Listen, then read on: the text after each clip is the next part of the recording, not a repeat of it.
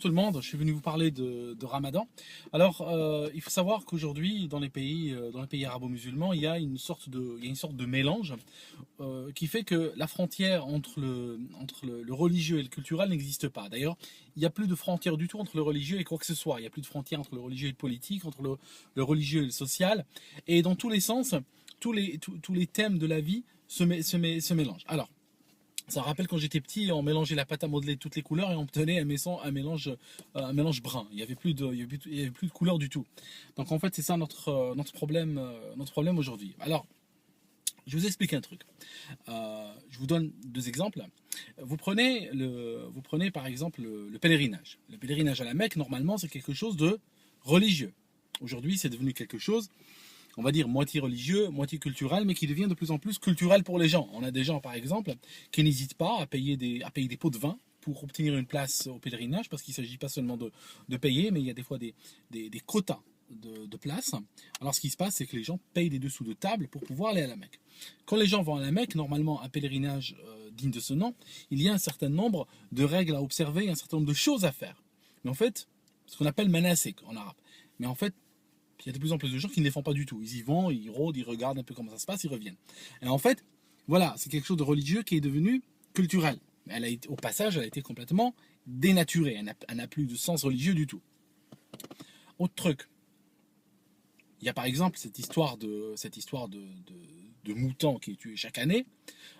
Ça finit avec des intestins par terre, du sang partout, des moutons des moutons australiens, parce que c'est l'Australie, il y a des grands groupes agroalimentaires australiens qui produisent ça. Il y a donc des moutons qui finissent dans les balcons, dans les salles de bain et tout. Et en fait, c'est quelque chose de considéré comme religieux, mais en fait, le ground, la fondation religieuse de cette pratique, elle est quasiment inexistante. C'est-à-dire que si vous regardez dans le Coran, par exemple, il n'y a rien. Il n'y a aucun texte qui dit de tuer un mouton chaque année. Donc, c'est quelque chose de culturel qui est aujourd'hui en train de devenir quelque chose de puissamment religieux. Alors que, en vérité, Dieu, le seul mouton que Dieu aimerait que tu sacrifies, c'est le mouton qui est en toi. En fait, c'est le seul mouton qui est digne, on va dire, de sacrifice. Ou c'est le seul animal dans le sens de Abel, si vous voulez. Alors, aujourd'hui, on arrive au Ramadan. Alors, c'est quoi le Ramadan? Alors, si vous voulez, avant même l'arrivée de l'islam, les gens avaient des saisons de carême, des saisons où ils mangeaient pas, et ça dépendait on va dire, des religions. Il y avait des règles plus ou moins différentes en fonction de chaque nation. Alors, au départ, les musulmans faisaient le carême, si vous voulez, avec les juifs, qui avaient des règles particulières à eux.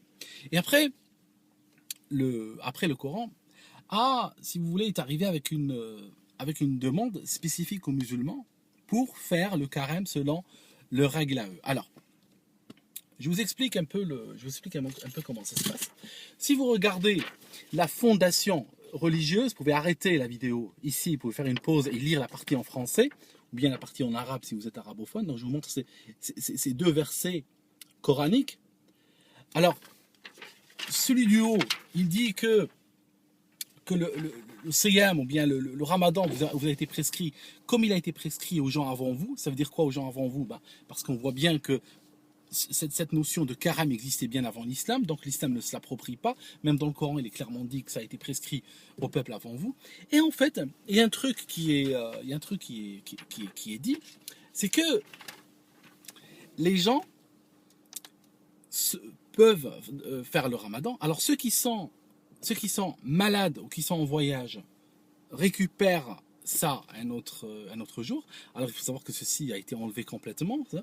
Vous pouvez tout à fait le voir ici. Hein. Regardez, quiconque d'entre vous est malade. Quiconque d'entre vous est malade ou en voyage, d'accord, devra jeûner un nombre égal d'autres jours. Ça a été enlevé complètement. Et aujourd'hui, les médecins en France ont du mal, par exemple, à faire en sorte que des malades lourds, des fois, suivent un traitement durant le ramadan parce que cette partie-là du Coran, bon, ils l'ont rayé, quoi. Ça, c'est le premier point que vous devez savoir. Le deuxième point, c'est que pour celui qui peut faire le ramadan, pour celui qui peut, ça signifie qu'il n'est ni malade, ni en voyage, il y a aussi une autre option. Au lieu de ne pas manger, il y a une autre option. L'autre option, c'est une compensation. Je vous montre la compensation. Regardez. C'est quoi la compensation ici? La compensation, c'est nourrir un pauvre. Alors, l'idée du ramadan, si vous voulez, à la base, je vous dis ce que c'était à la base, ce que c'est devenu maintenant. À la base, c'était, si vous voulez, une sorte de mortification du corps, hein, dans le sens chrétien du terme.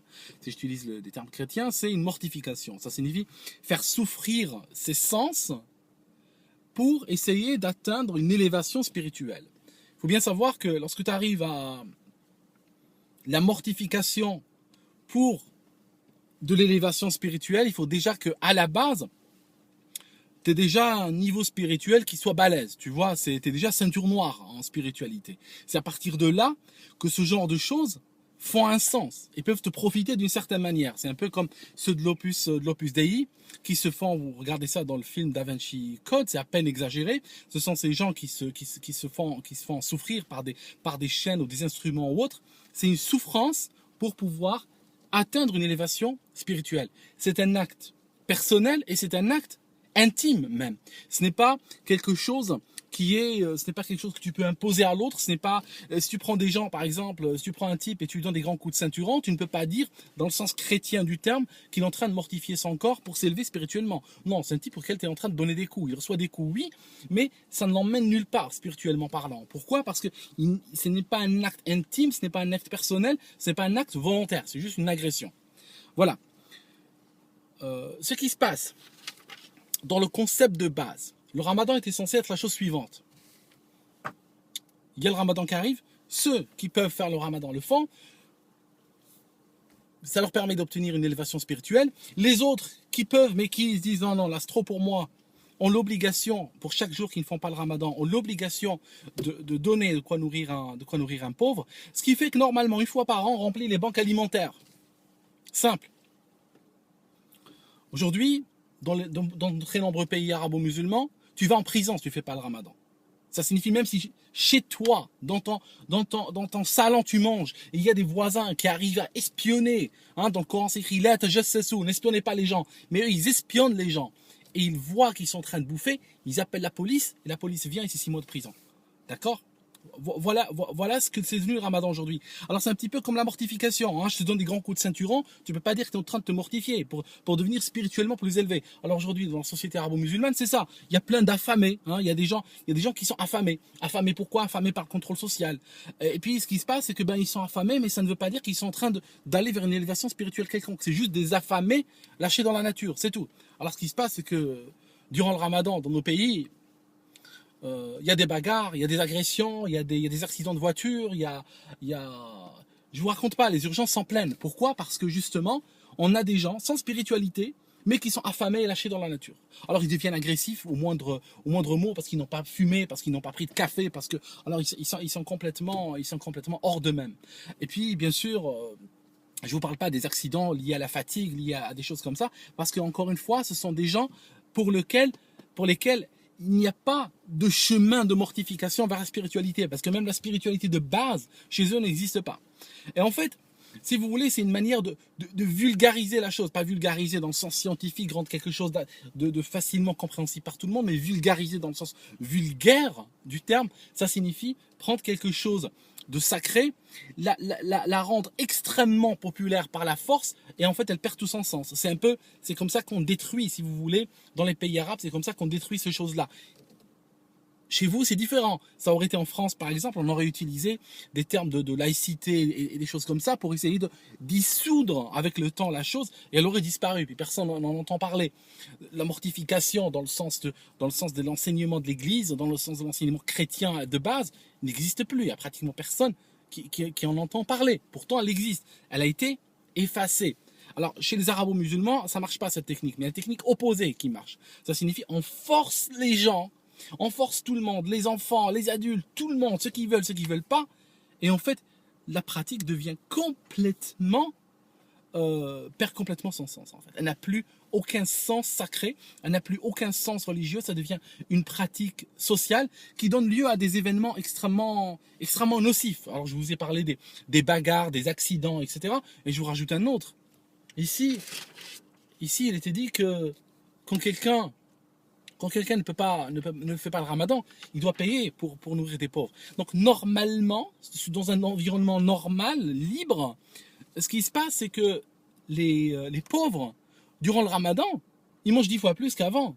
Et ça permet en fait de nourrir les excédents, permettrait de nourrir les pauvres pendant des mois. Aujourd'hui, durant le ramadan, le pauvre ne mange pas.